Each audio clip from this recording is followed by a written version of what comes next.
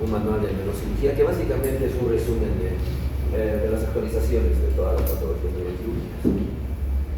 Ya salió en noviembre más o menos, pero todavía está pendiente su distribución. Entonces he preguntado cómo podríamos hacer para distribuirlo, si lo podemos distribuir en formato de PDF o si va a tener que ser impreso.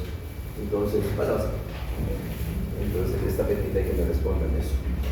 De todos modos, como les digo, este va a ser el libro base, ¿ya? Y las observaciones y todo eso van a estar en función de este libro, porque está bastante actualizado. ¿Ok? Muy bien. Entonces, ya les estaré comunicando a la delegada cómo vamos a proceder para obtener, ¿no?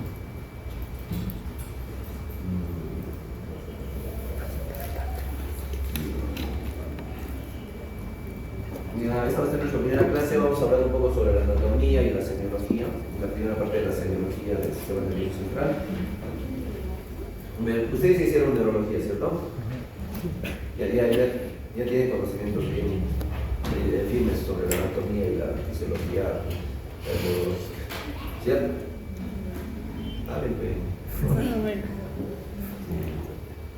Y así saben, ¿no? La composición en general del sistema nervioso central, pues, tenemos nuestros hemisferios, tenemos la parte del encéfalo, la región de los ganglios basales, el tronco encefálico, el cerebelo y la médula espinal. Ese es el sistema nervioso central, ¿cierto? Y el sistema nervioso periférico, pues, aparece con las raíces, las raíces espinales, ¿no? Los nervios espinales. ¿Ya? Inicialmente con las raíces y luego al unirse las raíces anterior y posterior forman los nervios espinales, ¿no? Primero los plexos y luego finalmente los nervios espinales, ¿no? Entonces, el sistema nervioso central llega hasta la médula espinal y el sistema nervioso periférico va desde las raíces espinales hasta los nervios periféricos y hasta las terminaciones nerviosas, ¿cierto? Muy bien. ¿Cómo se llama esta división entre el lóbulo frontal y parietal? ¿Cómo se llama? ¿Cómo se llama? El surco de Rolando. Y esta la que divide el frontal del temporal. Eso es Silvia. Silvia. Esto fue ¿qué? Sí, Eso es la fisura de Silvio. Entonces tenemos la fisura de Rolando y la fisura de Silvio que dividen los lóbulos frontal parietal del temporal, ¿no? No existe una división o no existe un parámetro específico de división entre los lóbulos parietales, tampoco a nivel parietoccipital o temporoccipital, ¿no? Bien. ¿Cuál es el lóbulo más grande? Frontal, ¿no? En realidad es lo que nos hace humanos, ¿no? La parte prefrontal, a través de la evolución, pues la parte prefrontal del lóbulo frontal se ha ido desarrollando para generar todas nuestras capacidades humanas, ¿no? Nuestros cerebros son más o menos similares a los macacos, a los simios, pero ellos tienen un lóbulo frontal mucho más pequeño y su área prefrontal es mucho más pequeña, ¿no? Muy bien, ¿qué es el diencéfalo?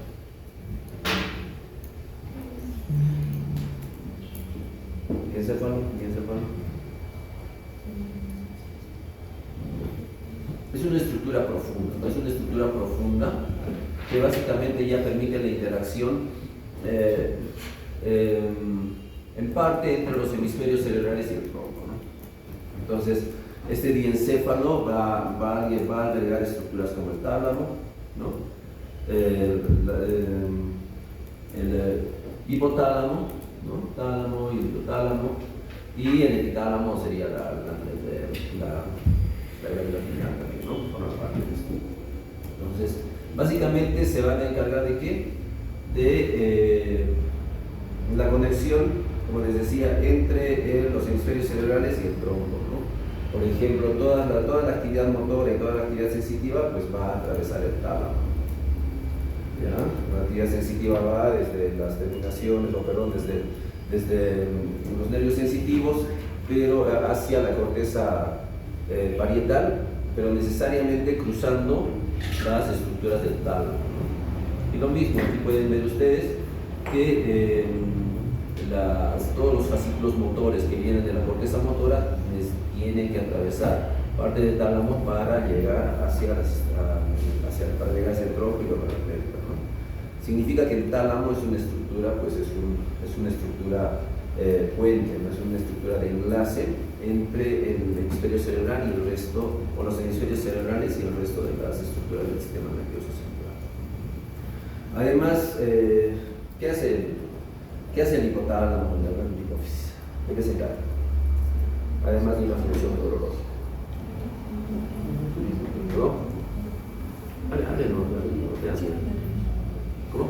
Función endocrina también. Ya, la función endocrinológica, ¿cierto? Entonces, el hipotálamo y la hipófisis anterior y posterior se encargan de la regulación endocrinológica, ¿cierto? Entonces, ¿qué regulación endocrinológica existe en la hipófisis posterior?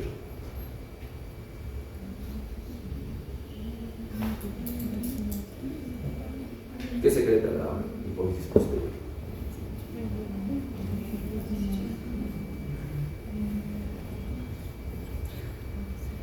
Vamos. Se encarga de regular, ¿no? el medio interno, pero a través de qué hormona. No, la hormona antidiurética.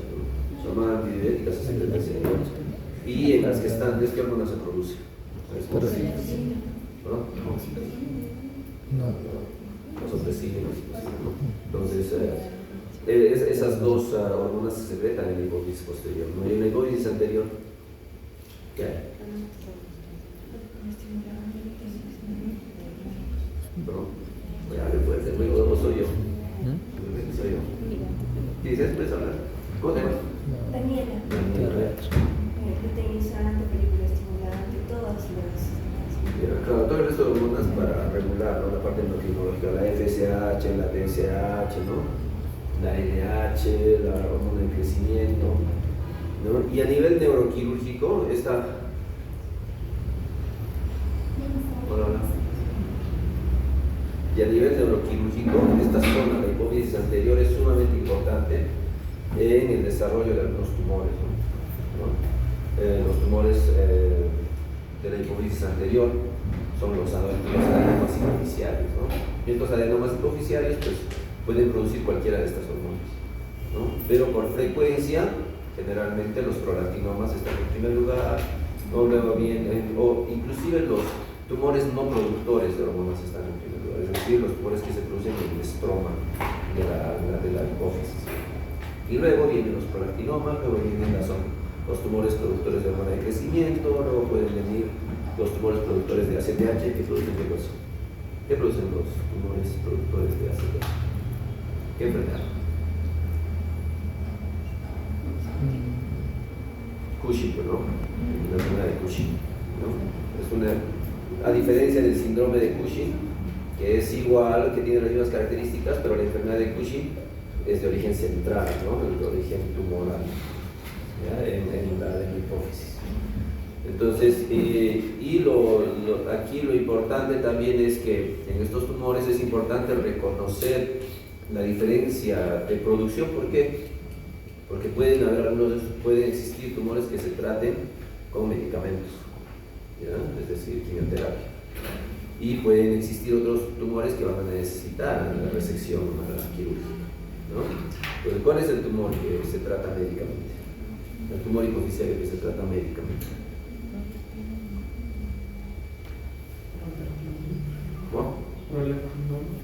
El prolactinoma, ¿no? Claro, el prolactinoma es el único tumor hipoficiario que se trata con medicamentos, ¿no? ¿Con qué medicamentos?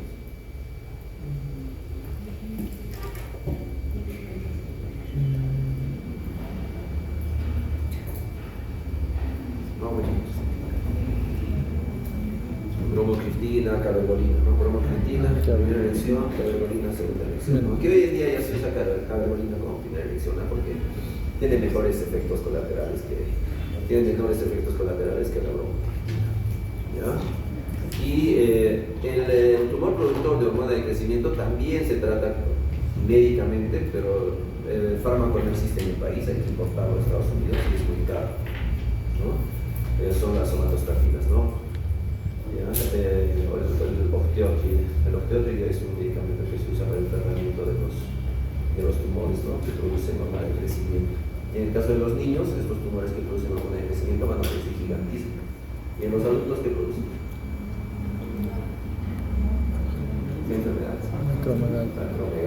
cierto?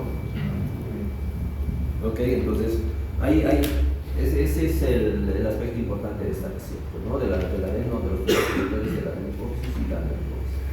Anatómicamente estas lesiones, pues, o la ubicación de estas lesiones nos van a permitir abordar la lesión a través de una vía transcraneal, un abordaje subfrontal, o a través de la vía nasal, ¿no? Un abordaje transesfenoidal. Recuerden que este es el cuerpo del esfenoides, entonces uno puede venir con un endoscopio, fracturar el piso anterior del cuerpo del esfenoides, entrar al seno esfenoidal, luego fracturar el piso de la silla turca y entrar aquí para poder resecar el tumor de la hipófisis. Entonces, a través de una vía endoscópica nosotros podemos resecar un tumor de la hipófisis siempre y cuando esta lesión sea más o menos pequeña, esté centralizada y no cubra las carótidas, ¿no? Porque lateral a la silla turca están corriendo las arterias carótidas dentro del seno cavernoso. Entonces, cuando un tumor se extiende lateralmente hacia el seno cavernoso, pues es difícil poder resecarse a través de una vía transesfenoidal. ¿Okay? Entonces necesita resecarse a través de una vía transcraneal y a través de un abordaje microscópico, ¿no? Muy bien. ¿Y el hipotálamo? ¿Qué hace el hipotálamo?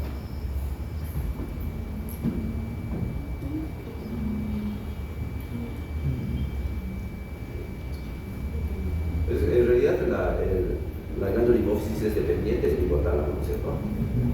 También tiene una función endocrinológica. Entonces, en el hipotálamo se produce, pues en realidad en el hipotálamo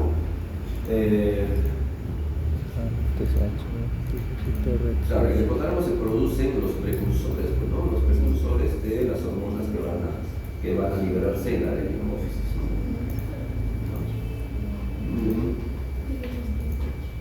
¿no? Ok, ¿y qué saben de los ganglios basales? ¿Para qué sirven los ganglios basales?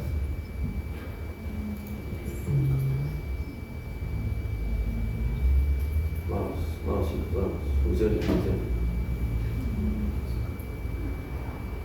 ¿Sirven para algo o no? No sirven para algo.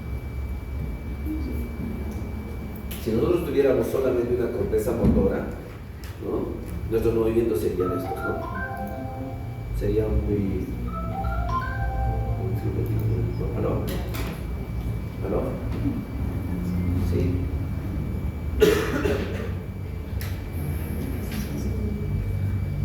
Sí, ahorita estoy dictando clases. A las 3 me puedes esperar, por favor. Sí, pues. Sí, estoy dictando clases, me puedes terminar a las 3. Anda, Rosa, luego te veo. ¿Ya? Sí, a las 3 voy a estar. ¿Ya? Sí, está perfecto. Entonces, nuestros movimientos serían muy desequilibrados. En realidad, los ganglios basales hacen que nuestros movimientos sean mucho más armónicos, ¿no?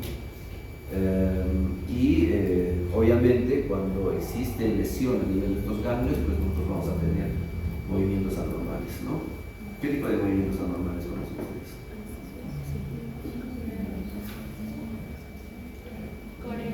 Las coreas. ¿Qué más? ¿No?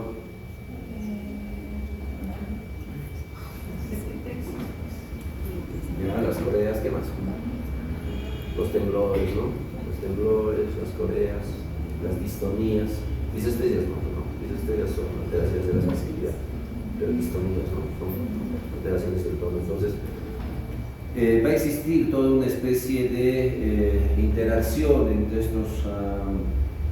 estos ganglios basales que incluso van a llegar a interactuar con la sustancia negra que está a nivel de la protuberancia, ¿no? ¿Ya? ¿Qué produce la sustancia negra?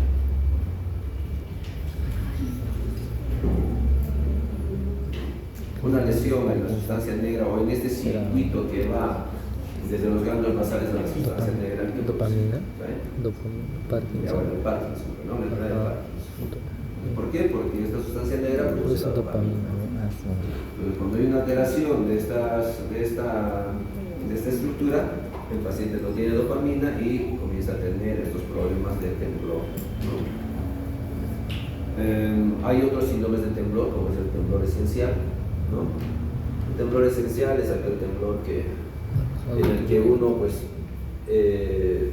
presenta el temblor cuando hace cierta actividad, ¿no? Y el Parkinson es una enfermedad que se presenta sin actividades, que no tiene una interacción con alguna actividad, ¿no? Es decir, a un temblor esencial le dices, oye, que está temblando, y de pronto dices que sujete un vaso y probablemente lo va a sujetar bien, ¿no? Aunque con el tiempo también esto puede deteriorarse, ¿no? El temblor esencial se trata más que todo con propanolol, metanérgicos, ¿no? ¿Y el Parkinson? ¿Por qué se trata el Parkinson? Dopamina. ¿Por qué? Dopamina. Ah, Dopamina. dopamina, levodopa, ¿no? Levodopa, carbidopa, ¿cierto? Entonces, sí, esta es más o menos la importancia de este circuito, ¿no? En realidad estos núcleos basales pues incluyen, ¿no?, al núcleo caudado, al globus pallidum, al putamen, ¿no? ¿Dónde está? Aquí no lo hemos puesto, pero hay un núcleo que se llama el núcleo subtalámico de Lewis, ¿ya? Ese núcleo subtalámico de Lewis, que está obviamente debajo del tálamo, pues es el target para las cirugías de Parkinson, ¿no? Cuando uno va a colocar un neuroestimulador, pues ubica ese núcleo subtalámico, que es más o menos del tamaño de un granito de arroz, lo ubica con una estereotaxia, y a través de la cirugía estereotáxica se le coloca el implante, que es un electrodo, ¿no?, que llegue hasta esa zona, se le saca el electrodo y se coloca una batería por debajo de la clavícula. Y esa batería pues va a emitir impulsos eléctricos, pero con microvoltajes, pues no de muy baja amplitud de intensidad, y eso va a reemplazar la estimulación química producida por en el circuito de los ganglios basales, y se va a reemplazar por estimulación eléctrica. Entonces el paciente comienza a tener mejoría en sus funciones motoras por esta estimulación eléctrica del núcleo subtalámico de Lewis.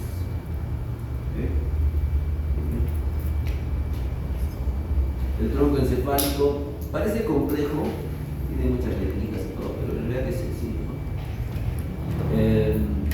Tenemos en el tronco el mesencéfalo, la protuberancia y el bulbo, ¿no es cierto?, que están obviamente delante de toda la parte del cerebro, ¿no? Todo esto está en la fosa posterior. Y todos estos descansan o forman el piso del cuarto ventrículo, ¿no? Este es el cuarto ventrículo y el piso del cuarto ventrículo está aquí.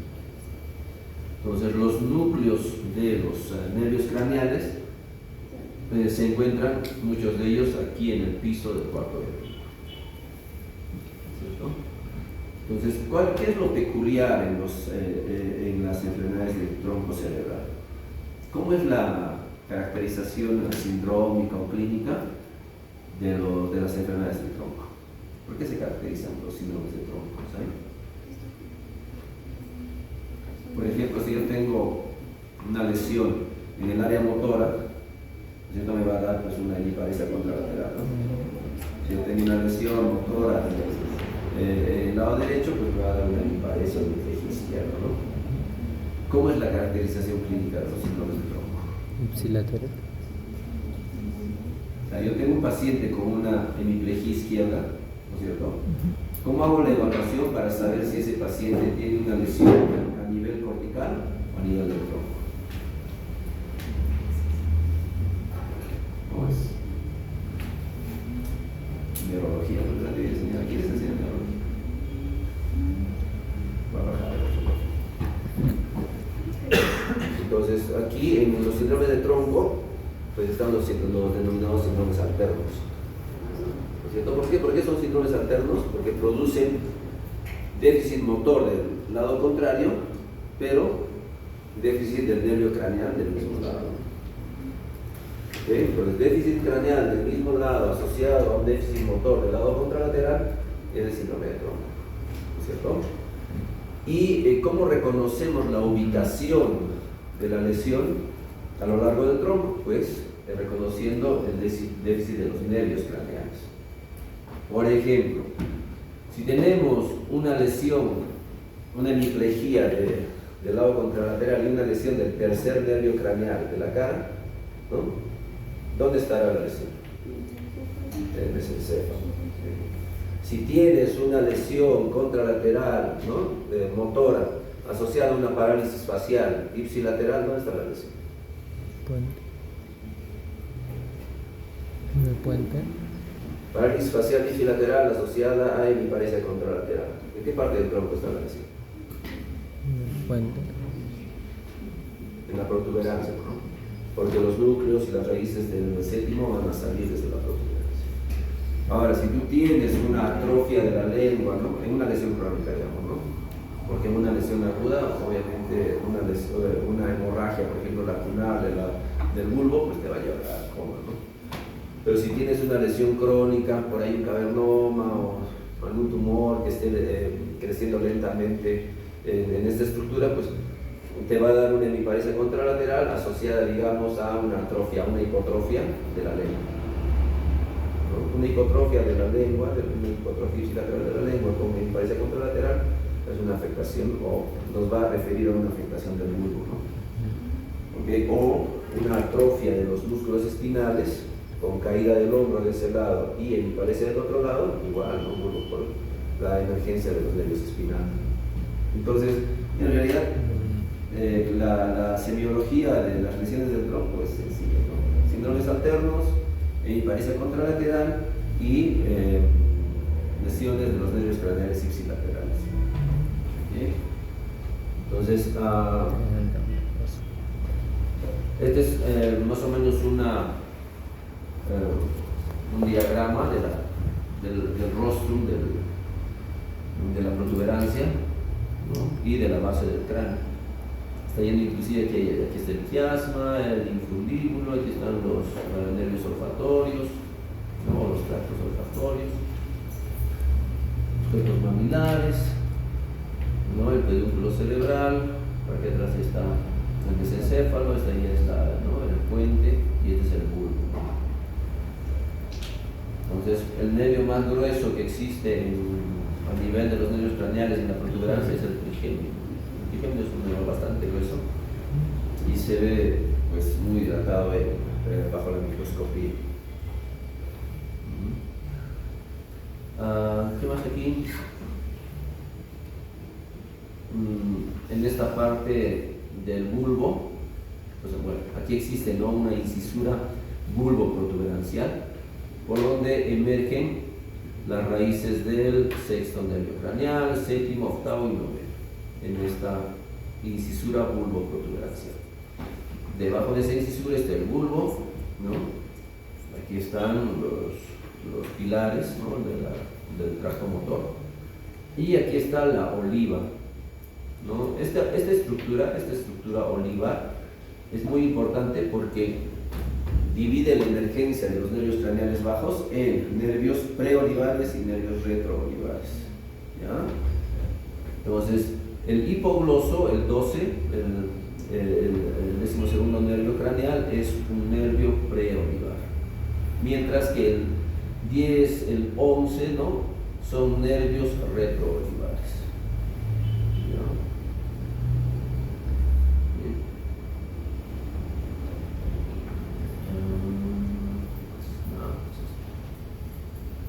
Eso es básicamente lo que habría que aprender de este gráfico. Apréndanse bien. Creo que en algún examen les puse el diagrama y les puse que colocaran esto. No está complicado. Muy bien. ¿Qué más? En cuanto al cerebelo, ¿para qué sirve el cerebro? Coordinación. Equilibrio, coordinación. Bien, ¿no? Coordinación, ¿no? Coordinación. ¿Y qué produce una lesión cerebrosa? Es síndrome clínico. Una ataxia cerebrosa. Muy bien. Esto en neurocirugía lo hemos visto por experiencia. Las ataxias generalmente se producen cuando hay lesiones del vermis, es decir, de la parte central del cerebro. Cuando, por ejemplo, hay tumores del ángulo pontocerebeloso que comprimen el cerebelo y pueden dañar parte de la parte de los lóbulos cerebelosos, la lesión no es tan evidente, la clínica no es tan evidente, ¿no? La clínica entonces se expresa más que todo por la formación central que es el vermis cerebeloso, ¿no? Entre el cerebelo, nuevamente entre el cerebelo y el tronco, ¿no? Está este espacio que es el cuarto ventrículo, ¿no? Este cuarto ventrículo se comunica con el tercer ventrículo a través del acueducto de Silvio. Este es el acueducto de Silvio, ¿no? Y por detrás de este acueducto de Silvio está el tubérculo cuadrigeminal, ¿no? Donde están los folículos superiores e inferiores, y la glándula pineal. Esto es importante porque en las lesiones o en los tumores de la glándula pineal, pues esta va a comprimir los folículos y además va a obstruir el acueducto de Silvio. Eso va a producir hidrocefalia, ¿no? Por dilatación del tercer ventrículo, entonces va a producir una hidrocefalia obstructiva. Y la compresión directa de los folículos va a producir un síndrome de Parino. ¿Saben cómo es el síndrome de Parino? Síndrome de Parino. Bueno, es una parálisis en la mirada vertical. Los pacientes miran de frente, pero no pueden mirar hacia arriba ni hacia abajo. ¿Ya? Pues es el síndrome de Parino. Muy bien. Ahora lo otro, aquí como pueden ver ustedes, en el cuarto ventrículo pues existe epéndima. Este cuarto ventrículo es el sitio más frecuente de la formación de los tumores, ¿ya? De los ependimomas.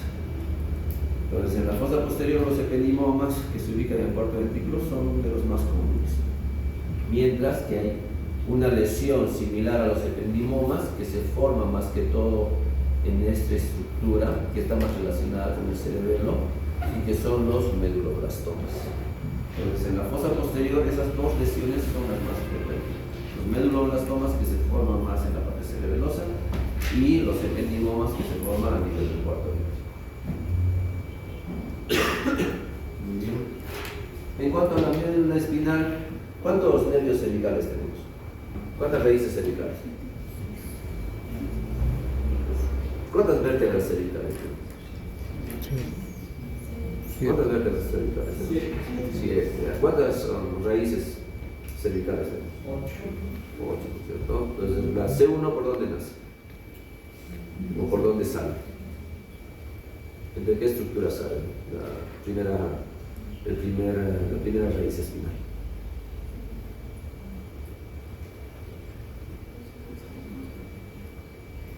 En la unión occipito-cervical, ¿no? Entre el occipital y C1. ¿Y la C8 por dónde sale? Entre la última vértebra cervical y la D1, ¿no? Lo que significa que la D12, la raíz D12 va a salir por debajo de la vértebra D12, ¿no es cierto? La raíz L1 va a salir por debajo de la vértebra L1. La raíz L5 va a salir por debajo de la L5. Esto es importante porque cuando hagamos semiología de la semiología de la columna, pues va a ser necesario reconocer dónde está la patología espinal de acuerdo a la semiología, ¿no? Porque la expresión clínica de una lesión en L5 es diferente a la expresión clínica de una S1, ¿no? La L5, pues como van a ver más adelante, va a hacer que levantemos el pie, ¿no? Que podamos caminar de talones, mientras que la raíz S1 va a hacer que nosotros caminemos de puntas. Entonces es sumamente importante reconocer y asociar estas alteraciones clínicas con los nervios espinales, ¿no? Básicamente el segmento de los nervios espinales, porque cuando entres a hacer una cirugía de una hernia que te esté produciendo una lesión en el L5, pues necesitas definir dónde está la lesión, ¿no? ¿Está entre L5 y C1 o está entre L4 y L5? Eso lo vamos a ver en semiología espinal, ¿no? Eso es importante. A nivel espinal, la configuración anatómica de la médula también es muy importante. Todo lo que está en la región posterior de la médula espinal pues va a cumplir una función más que todo sensitiva, y todo lo que está en las astas anteriores, en los segmentos anteriores, una función motora, ¿no? Entonces hay que reconocer los diferentes haces, las diferentes fibras sensitivas y motoras y su recorrido para entender un poco los síndromes clínicos que se presentan. Muy bien. Cuando nosotros vemos a nuestros pacientes, cuando evaluamos a los pacientes neuroquirúrgicos, ¿no?, en las evoluciones, en los pacientes postoperados, en los pacientes que están hospitalizados en neurocirugía, valoramos estos aspectos, ¿no? Primero, las funciones superiores, ¿no? ¿Qué significa la cognición? ¿Cómo valoramos cuantitativamente la cognición? ¿Cómo valoramos las funciones superiores de los seres humanos, pero de manera cuantitativa? ¿Sí? ¿Qué escala usan? ¿Perdón? Usamos la escala de Glasgow, ¿no? ¿Por qué? Porque la escala de Glasgow nos va a ayudar a determinar la evolución del paciente. Hoy puede tener Glasgow 13, mañana puede tener Glasgow 12, 11, lo que significa que el paciente se está deteriorando, lo que a su vez significa que de repente el tratamiento no está siendo el más óptimo. Okay, entonces, el Glasgow, como ustedes saben, se ha creado pues, ¿no?, para determinar la evolución de los pacientes con traumatismo craneoencefálico. Pero hoy en día se utiliza para casi todas las patologías neuroquirúrgicas, porque es una buena forma de evaluar cuantitativamente el estado neurológico del paciente. ¿Okay? Obviamente podemos hacerle análisis cualitativos, ¿no?, como la lucidez, la orientación, ¿sí?, pero es mucho mejor utilizar el Glasgow porque nos ayuda, como les digo, a valorar la evolución de los pacientes. ¿Ya? Luego de evaluar la parte cognitiva, valoramos la función motora, ¿no? Vemos si el paciente tiene algún déficit motor complejo, central, que puede ser una hemiparesia, una paraparesia, o puede ser también una lesión más específica. Por ejemplo, el paciente de repente no puede flexionar el brazo, ¿no?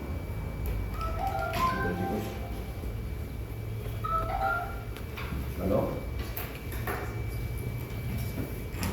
Hola. No, a las 3.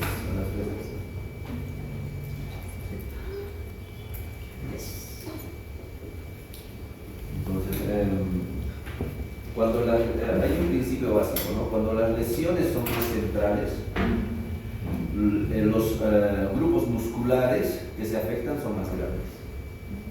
Si hay una lesión central, es una hemiplegia o un grupo muscular bastante grande.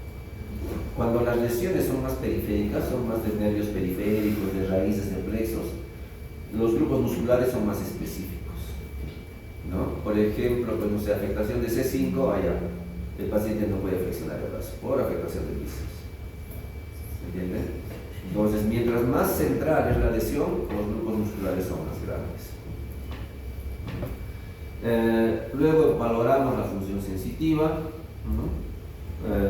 Valoramos la sensación térmica, la sensación analgésica y la sensación del tacto fino, así como que la sensación del tacto grueso o la estereotaxia del paciente, ¿no?, la ubicación del paciente en el espacio. Bien, tenemos que evaluar la coordinación, ¿no? ¿Qué estructura está encargada de la coordinación, me dijeron?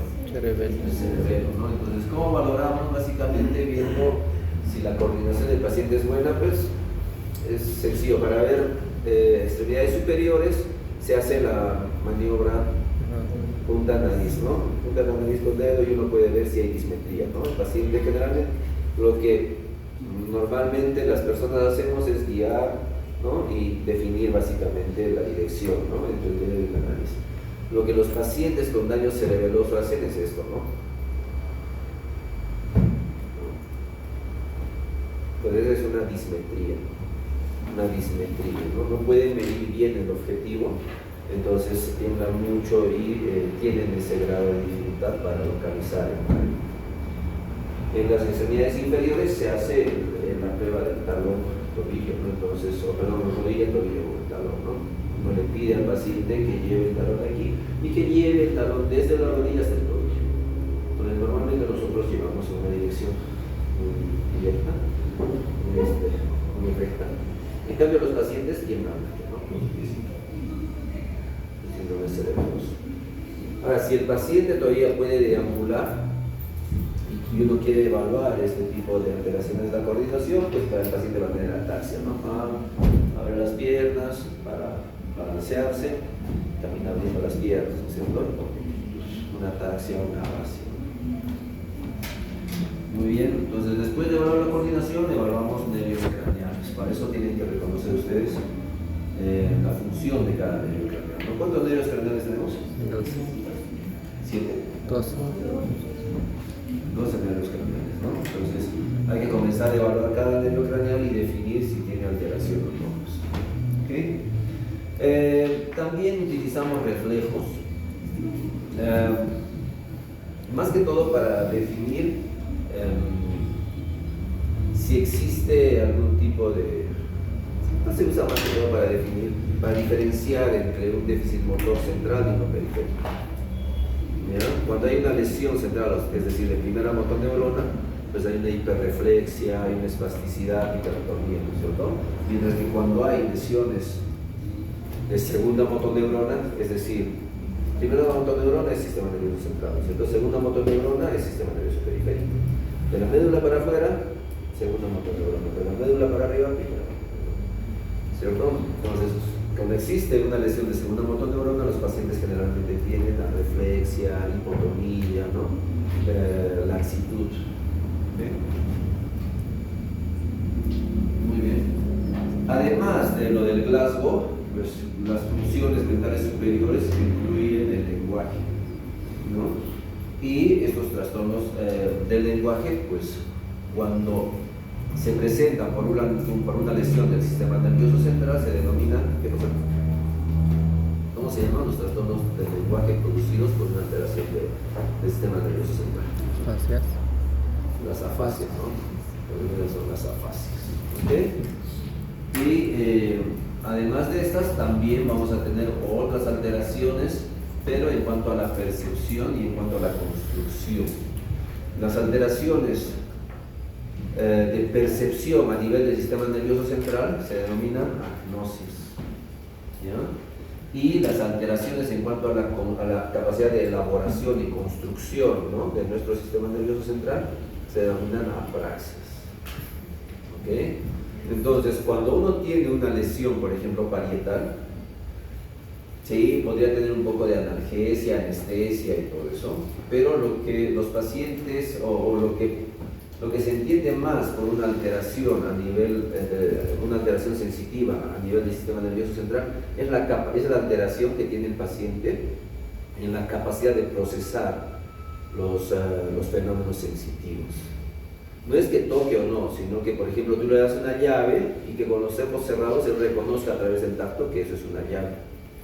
O si le das una determinada estructura geométrica, ¿no?, el paciente a través de sus funciones cerebrales superiores reconozca que eso es un cubo o es un cilindro, o que reconozca qué figura se le está diagramando en el cuerpo, ¿no? Todo ese proceso de elaboración sensitiva, pues se denomina agnosia, ¿no? ¿Aló, mamá? ¿Aló, mamá? Todas las camas. Mamá, más tarde.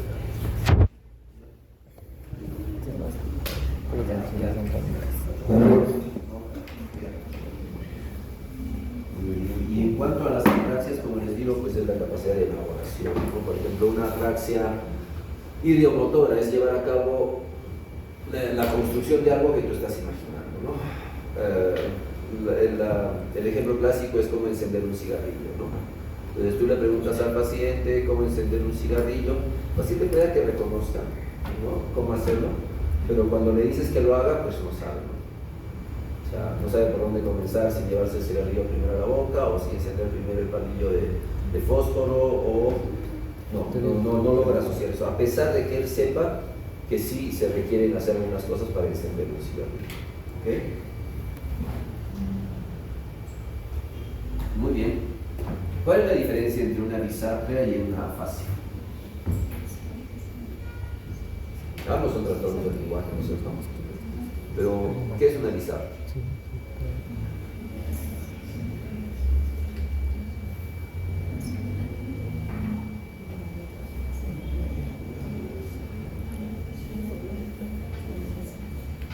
disartria, una capacidad para articular, ¿no?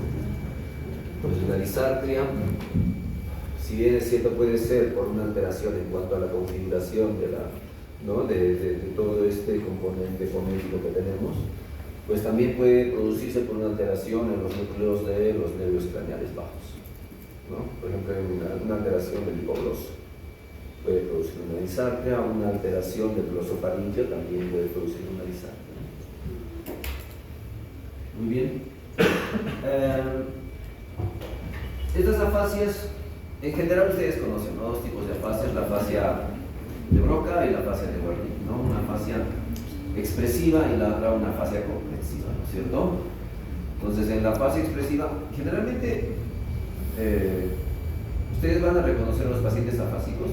Los pacientes afásicos están más o menos bien, lucen bien, están en cama, están despiertos, no tienen tendencia a la somnolencia ni al sopor, pero tú les preguntas algo y no te responden, o te responden y te dan una palabra o algún sonido así que se les ocurra, pues, ¿no? Pueden murmurar o pueden decir algo, pero no logran emitir una palabra los pacientes con afasia expresiva, ¿no? Entonces, sí, a muchos de los internos, de los estudiantes, les parece muy raro tener esos casos, porque no los han visto antes, pero una vez que reconoces que eso es una afasia, nunca más te olvidas, ¿no? Es una afasia, un paciente que, por lo demás, mueve las extremidades, hace todo, está con los ojos abiertos, está pendiente de lo que está sucediendo alrededor, pero no logra comunicarse, ¿no? Eso es una afasia expresiva. Y en la afasia comprensiva, el paciente comienza a hablar varias cosas, pero no logra entender. Tú le preguntas algo y te da una respuesta o intenta, o ni siquiera, tú puedes notar que el paciente ni siquiera entiende la pregunta, ¿no? Simplemente te mira, comienza a hablar cualquier cosa y no entiende lo que te está diciendo. Muchos de estos pacientes sí presentan cierto grado de pánico cuando se dan cuenta de que no pueden comunicarse, ¿no? Se desesperan. ¿Sí? Y existen pues variaciones de estas afasias, ¿no? Tanto la expresiva como la comprensiva pues pueden tener algunas variaciones, como por ejemplo estas variaciones transcorticales, motoras y sensitivas, ¿no? O pueden ser lesiones mucho más globales.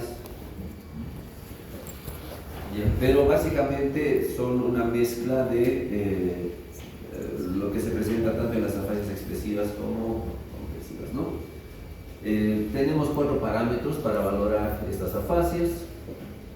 Una muy importante es esta repetición. Si el paciente logra repetirte por lo menos algo de lo que tú le pides que repita, pues su afasia es más o menos como que una afasia parcial, una afasia incompleta, ¿no? Y esta es más una afasia transcortical, ¿no? Es decir, no lesiona las áreas del lenguaje específicamente, sino las áreas aledañas a las áreas del lenguaje, ¿no? En este caso del área de Broca, que está aquí en el opérculo, pues una lesión en este área de Broca va a producir una afasia expresiva muy expresiva, ¿no? Y mientras que una afasia transcortical puede tener una lesión aledaña al área motora, y estos pacientes van a tener todavía la capacidad de poder repetir, ¿no? En cuanto a la afasia global es la más severa, implica tener tanto afasia expresiva como afasia de comprensión, y es una de las que tienen peor pronóstico, ¿no? Dentro de comparando una afasia de expresión con una afasia de comprensión, las afasias de expresión se resuelven más fácilmente que las afasias de comprensión, tienen mejor pronóstico. ¿Sí? En cuanto a las agnosias, ya les decía, son alteraciones en la percepción de los pacientes y pueden tener muchas variedades, pues, ¿no? Esta prosopagnosia, pues, que significa que los pacientes no logran reconocer las caras de otras personas que antes conocían, ¿no? La simultagnosia, que significa, oye, sí, yo me paro aquí y yo puedo reconocer que está durmiendo, yo puedo reconocer que él está cansado, puedo calificar a cada uno de ustedes, pero cuando tengo una visión panorámica de la clase, me pierdo. No puedo reconocer varias caras al mismo tiempo, o varias acciones al mismo tiempo. Eso se llama simultagnosia, ¿no? En cuanto a estas agnosias que son táctiles, tenemos esta asterognosia, que es básicamente no reconocer las figuras o los sólidos con las manos, ¿no? No reconocer si algo es un triángulo, un rectángulo, una esfera, un cilindro. La atopognosia, ¿no? Cuando alguien está de presión en determinado punto, puede ser la rodilla, el codo, donde sea, el paciente no logra reconocer qué zona le están tocando. ¿Okay? La agrafoestesia, que significa que, oye, ¿sabes qué? Yo voy y te dibujo, no sé, en el abdomen, te dibujo una estrella y el paciente no logra reconocer que eso es una estrella. ¿Okay? La asomatognosia, los pacientes generalmente no logran reconocer una parte de su cuerpo, y la anosognosia, los pacientes no logran reconocer que están enfermos. En cuanto a las apraxias, ya habíamos conversado, son alteraciones para construir, ¿no? Entonces tenemos estas ideatorias, idomotoras, apraxia del vestido, apraxia de la marcha. La apraxia de la marcha es una apraxia muy particular. Generalmente los pacientes, cuando los recuestas y les dices intenta caminar, los pacientes levantan la piernita y dicen no, que estoy caminando. Pero los paras, les dicen que caminen y no pueden. No saben cómo iniciar la marcha, ¿no? Se da en los pacientes con hidrocefalias normotensivas, ¿no? Parte de la actividad de ejaculadas. Pacientes que tienen hidrocefalias crónicas, que han ido avanzando lentamente, producen este tipo de cuadros. Muy bien. Lo que les decía, en cuanto a la función motora, es importante reconocer si una lesión es de la primera motoneurona o si la lesión proviene de la segunda motoneurona, ¿no? Los reflejos, ¿no? En los de la primera motoneurona son pues más vivos, los pacientes tienen hipertonicidad, espasticidad, ¿no? Los reflejos están hiperestimulados y los grupos musculares son más amplios, ¿no? En cambio, en la segunda motoneurona, ¿no? Esta es la primera motoneurona, ¿cierto? Va desde la corteza hasta la médula, y en la médula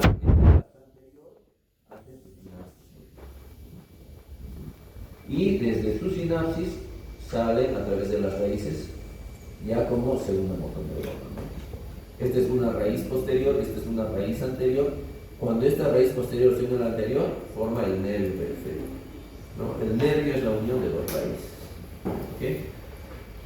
Entonces, esa es básicamente la diferencia entre estas lesiones. Y en cuanto a la función sensitiva, del mismo modo, ¿no es cierto? Existen dos vías, ¿no? Una esta espinotalámica anterior, la otra, ¿no? Esta espinotalámica anterior, que ambas vías sensitivas vienen por los cuernos posteriores, entran por el asta posterior, y una de ellas, ¿no? Que se encarga de la alteración, que se encarga del dolor y de la temperatura, cruza hacia la parte anterior y luego sube, ¿no? Asciende hasta el tálamo y luego a la corteza sensitiva. ¿Ya? Esto es muy importante esto, con esto que les voy a decir. Mientras que la otra vía sensitiva básicamente se queda atrás y sube a través de los cordones posteriores.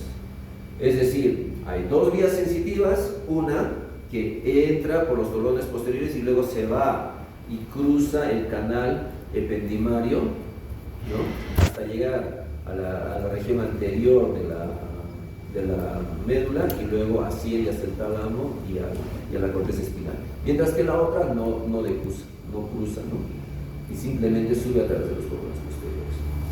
Esta, la azul, la que cruza este canal ependimario, transmite la sensibilidad del dolor y la temperatura. Mientras que esta, la roja, transmite la sensibilidad fina, el tacto fino y la propiocepción, es decir, la capacidad que el paciente tiene para reconocer su posición en el espacio. ¿Ok?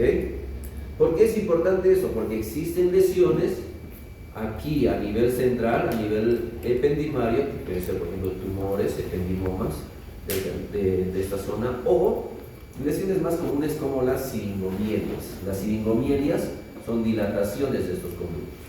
Entonces, ¿qué hacen estas lesiones? Cuando crecen, cuando se amplían,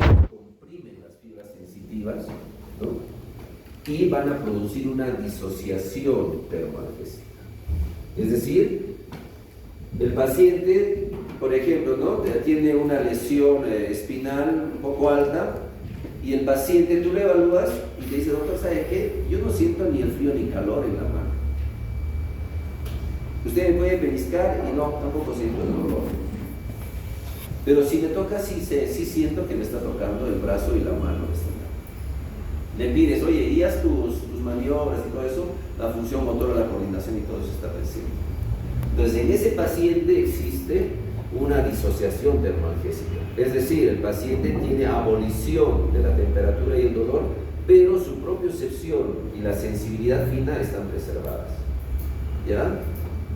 Cuando exista esa pregunta en el examen, pues lo más típico es silicomiela, ¿no? La alternativa es silicomiela. Bueno, los pacientes con silicomiela producen estas lesiones y no son tan infrecuentes, son bastante frecuentes.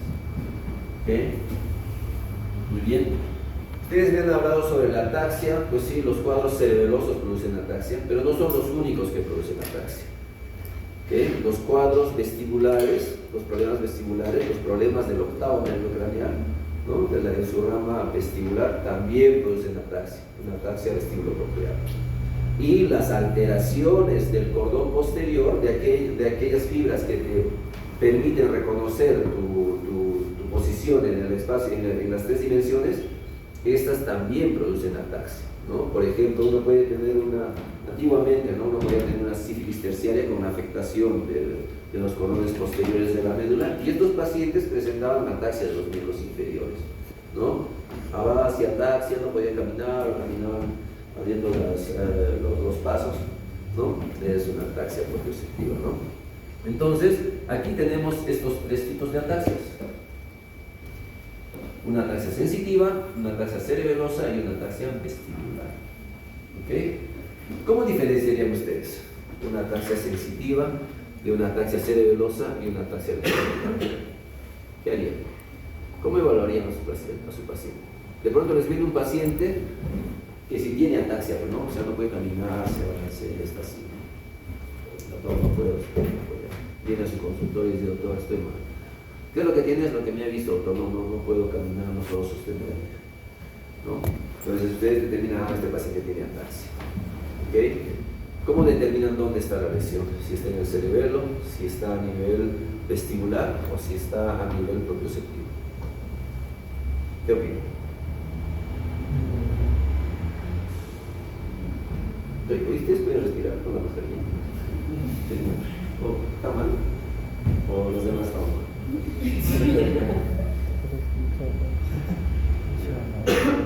Ya, ¿qué hay? A ver, dígame, escuchamos. ¿Cómo es?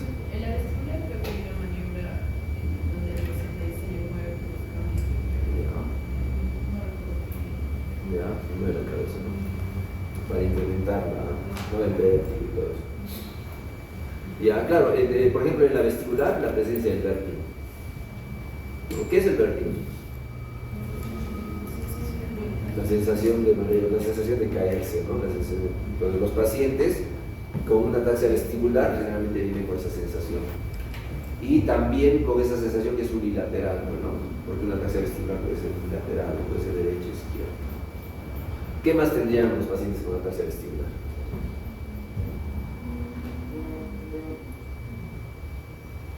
Si digamos es un tumor del ángulo pontocerebeloso del octavo nervio craneal, ¿no?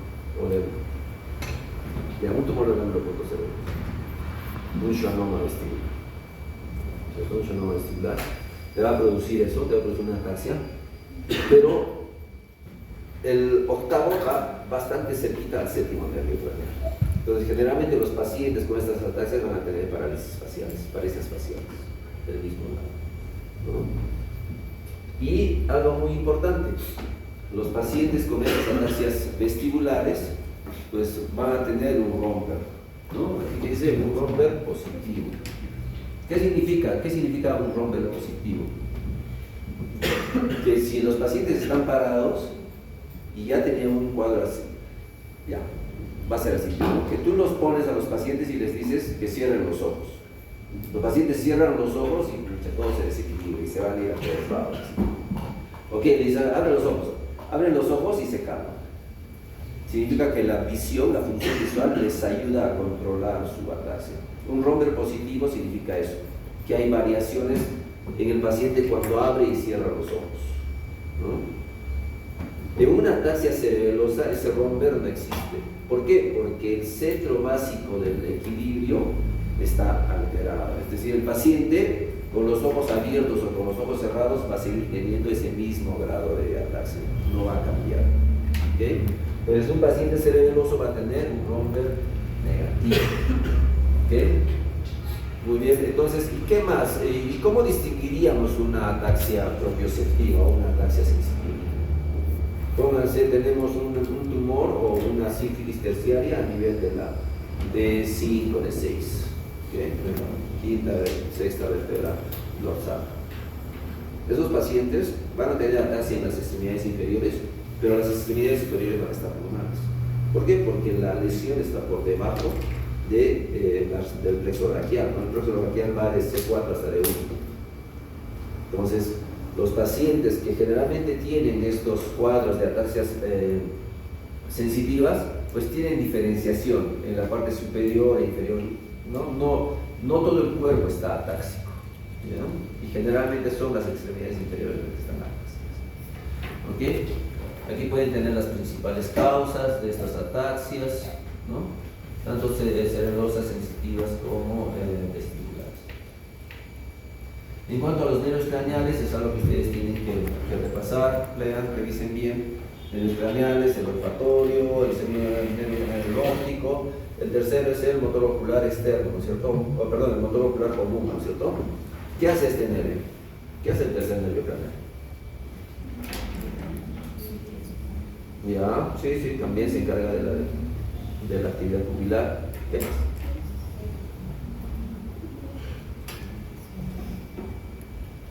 Del movimiento de los ojos, ¿no? Del movimiento de los ojos. En realidad, el tercer nervio craneal se encarga de todos los movimientos de los ojos, excepto ¿cuáles? Abajo adentro. Excepto la mirada externa, ¿no? O sea, la mirada externa no es función del tercer nervio craneal. Y lo otro, la mirada patética, esta mirada, ¿no? Sí. Hacia abajo, esa tampoco es función del tercer nervio craneal. Pero todos los demás movimientos, arriba, abajo, hacia adentro, oblicuos, son función del tercer nervio craneal. ¿Okay? El cuarto nervio craneal, el troqueal. ¿Ese qué hace? ¿Qué hace el cuarto nervio craneal? También movimiento de los ojos, ¿no? ¿Pero de qué? Si el tercero mueve todo, casi todo, ¿qué hace el cuarto? El cuarto se encarga de esta mirada, no de la mirada hacia abajo y hacia afuera, ¿no? ¿Y cómo uno reconoce? Generalmente los pacientes que vienen con lesión del cuarto, porque hay pacientes que vienen con lesión del cuarto, se paran cayendo, tropezando cuando bajan las escaleras. Ese es el cuadro típico. Bajando las escaleras no reconozco por la escalera, pero por lo demás estoy viendo bien, camino bien, solo cuando bajo las escaleras tengo problemas, ¿no? Cuarto nervio. Y el otro nervio ocular es el sexto, ¿no? El sexto, que es el motor ocular externo. ¿Qué hace este motor ocular externo? ¿Qué función tiene? Ya, abedúcelo, o sea, es decir, abre, ¿no? Mirada hacia afuera. ¿Qué les he dicho? La mirada hacia afuera y la mirada patética son las únicas funciones que no realiza el tercer nervio craneal. ¿Okay? El nervio trigémino, ¿qué hace el nervio trigémino? El quinto nervio. ¿De qué se trata? El quinto nervio generalmente se encarga de la sensibilidad de la cara.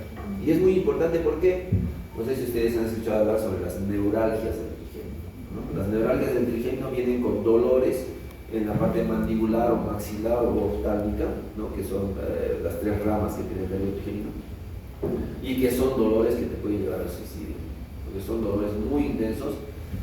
Aquí generalmente hay pacientes que tienen estos cuadros, y generalmente estos pacientes tienen alteraciones en las ramas, tanto mandibular como maxilar.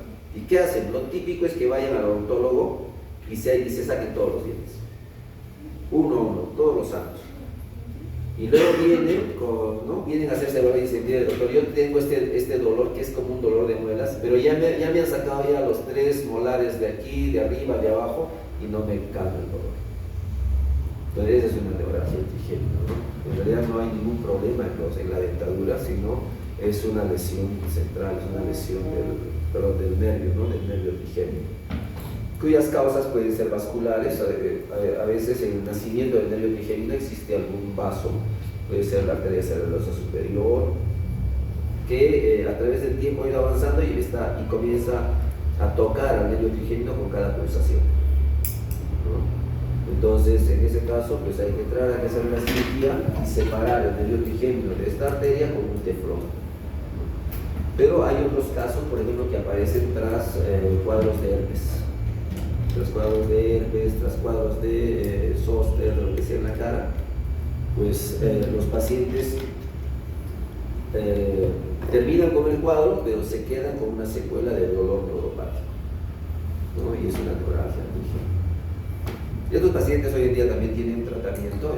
Inicialmente se les administra carbamazepina, pero luego, si es que el cuadro no cede, se les hace una cirugía, ¿no? Y la cirugía consiste en bloquear el nervio trigémino a través de su emergencia, dependiendo de los ramos, ¿no? Si es un ramo mandibular, pues se entra, se ubica el agujero oval y ahí se le coloca alcohol y se quema el nervio mandibular, ¿no? Entonces existen estos tratamientos, ¿no? Muy bien, el séptimo nervio es el facial, ¿no es cierto? ¿Qué nos va a producir? ¿Cuál es la actividad del facial? ¿Qué hace? ¿Perdón? Sí, el movimiento de la cara, pues, ¿no es cierto? Hacia el movimiento de la cara. Existen pacientes que vienen con parálisis periféricas, ¿no? Parálisis de Bell, parálisis súbitas producidas por... ¿Saben cuál es la causa de la parálisis facial? Las que dicen los familiares que les ha dado viento cuando han salido, o los cambios de clima, que son ciertos, ¿no? El cambio de clima te puede producir eso, ¿no? Se levantan de pronto y salen en la madrugada y sí, pues el aire estaba frío y se les cae el aire. Es una parálisis periférica, ¿no? ¿Cuál es la causa? ¿Sabe?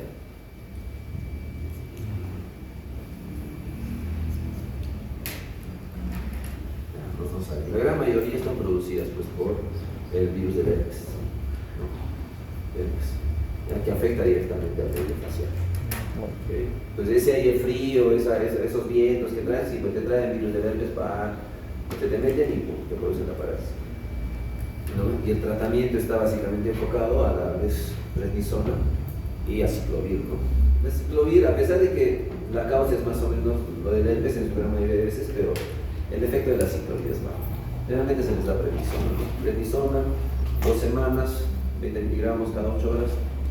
Se le asocia a aciclovir 200 miligramos cada 8 horas y terapia física, ¿no? Eso en una parálisis periférica, ¿no? Y una parálisis central, pues ya está producida por lesión cortical, ¿no es cierto? ¿Cuál es la diferencia entre una parálisis central y una parálisis periférica?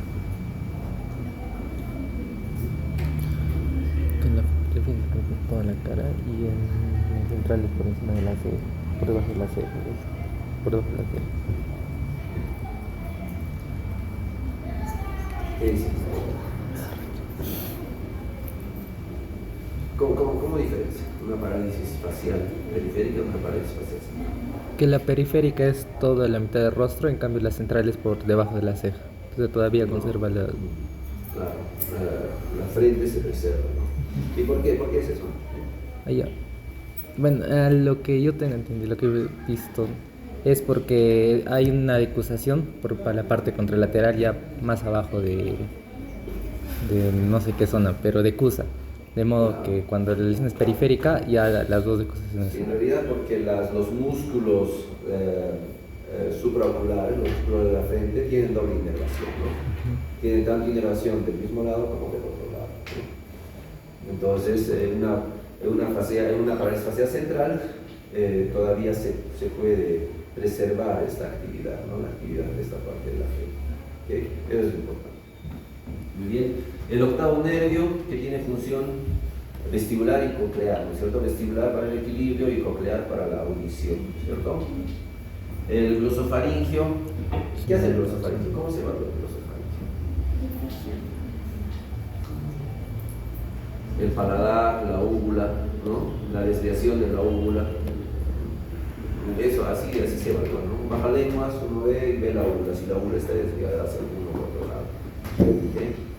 El vago, pues el vago ya es un nervio muy largo, tiene un recorrido muy largo, ¿no? Tiene función cardíaca, respiratoria, gastrointestinal, el vago es un nervio bien interesante. Actualmente se está haciendo neuromodulación del vago, porque es un nervio que actúa a nivel de todo el cuerpo y